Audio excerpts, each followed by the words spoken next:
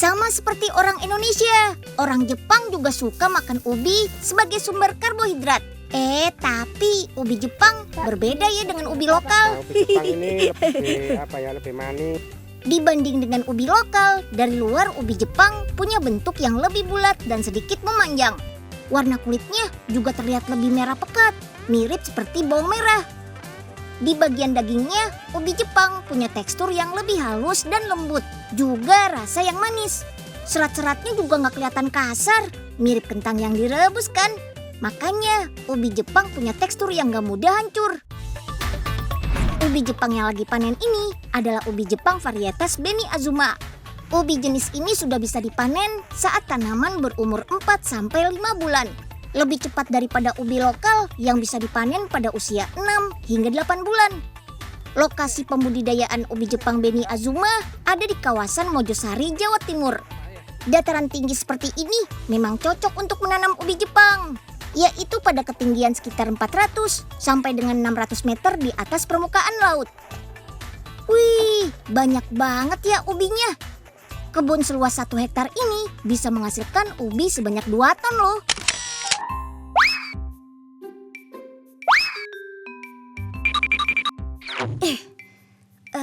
Aduh, kayak ada yang ngikutin Unyil deh. Tapi nggak ada siapa-siapa. Aduh, kok tiba-tiba Unyil merinding ya? Siniin ubinya. Aduh, tolong, ada begal ubi, tolong. Ubi Jepang memang dikenal punya berbagai manfaat untuk kesehatan. Kandungan seratnya yang tinggi bisa menjaga kesehatan pencernaan. Di Jepang sana, ubi lebih dipilih untuk makanan pengganti nasi sebagai asupan karbohidrat yang lebih aman bagi penderita diabetes. Wah, apalagi dijadikan kudapan enak kayak pia gunung yang satu ini. Jadi, tetap bisa deh menikmati makanan sehat dan bergizi ala Jepang di waktu santai. Iya kan? Karena punya tekstur dan serat daging yang lembut, ubi Jepang cocok untuk diolah menjadi pasta. Seperti di pabrik yang berlokasi di Pasuruan, Jawa Timur ini nih. Kalau mau dijadikan pasta, ubi Jepang yang sudah dikukus ini dibuang bagian kulitnya terlebih dahulu. Biar benar-benar bersih dari kulit, dilakukan 2 tahap pembersihan kulit sampai tidak ada bintik hitam yang tersisa. Ubi yang sudah bersih dari kulitnya kemudian dilumatkan dengan mesin. Tuh lihat, sudah kelihatan kan pasta ubi Jepangnya? Biar tahan lama, pasta ubi Jepang dikemas menggunakan plastik khusus yang divakum. Proses vakum dilakukan sampai 2 kali untuk memastikan sudah tidak ada udara yang terperangkap. Soalnya kalau masih ada udara bisa mempengaruhi kualitas dan daya tahan simpan pasta. Gak cuma dijadikan pasta, ubi Jepang di sini juga diolah menjadi isian kue pia loh. Ubi Jepang yang digunakan adalah varietas ubi Jepang Naruto yang punya daging berwarna ungu. Namanya mirip sama karakter manga dari Jepang ya. Ubi Jepang yang sudah berbentuk pasta kemudian dicampur dengan bahan adonan pembentuk isian pia. Ada mentega, gula pasir, sampai susu bubuk. Dimasak sambil diaduk selama kurang lebih 3 jam. Gak cuma pia yang bentuknya biasa yang dibuat di sini. Ada juga pia berbentuk unik kayak gini. Ayo teman-teman Unyil, ada yang sudah pernah lihat belum? Ini namanya pia gunung khas Bromo. Yap, bentuk unik ini terinspirasi dari Gunung Bromo yang lokasinya gak jauh dari lokasi pembuatannya. Untuk membuat bagian kulit pia gunung yang berlapis, diperlukan teknik khusus. Tuh lihat, caranya seperti itu tuh. Adonan diratakan, lalu digulung dan kemudian isian dimasukkan deh. Sip deh, adonan pia gunungnya sudah siap untuk di oven nih. Dan tada, pia gunungnya sudah jadi. Dalam satu kemasan terdapat 3 varian rasa untuk isiannya. Ada nanas, kacang hijau, dan taro. Mana tuh begal ubi? Mantap nih ubi rebus. Aduh. Lega. Pasti di sekitar sini nih. Mana ya tuh begal?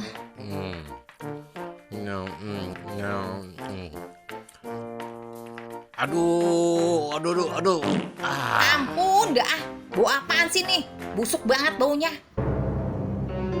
Wah, ini dia nih begal ubi ayah cari-cari. Woi. Aduh, apaan sih, Pok? Ngagetin aja. Sini turun. Udah nyolong makanan ayah. Sekarang bat ubi, hentutin ayah lagi. Emang kagak ada kapok-kapoknya ya? Aduh, aduh, aduh. Nah, kita sudah sampai di kebun wasabi nih, Pak. Jauh-jauh ke Jepang, kok ngajaknya malah ke kebon sih, Den? Ih, Pak Oga, perkebunan di Jepang itu sudah canggih-canggih, Pak. Ya, biar Pak Oga bisa belajar cara berkebun yang baik. Ya elah, belajar melulu. Kapan makannya, Den?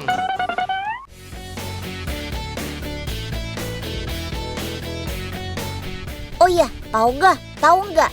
Wasabi itu tanaman asli Jepang loh, Pak. Tepatnya dari daerah Shizuoka.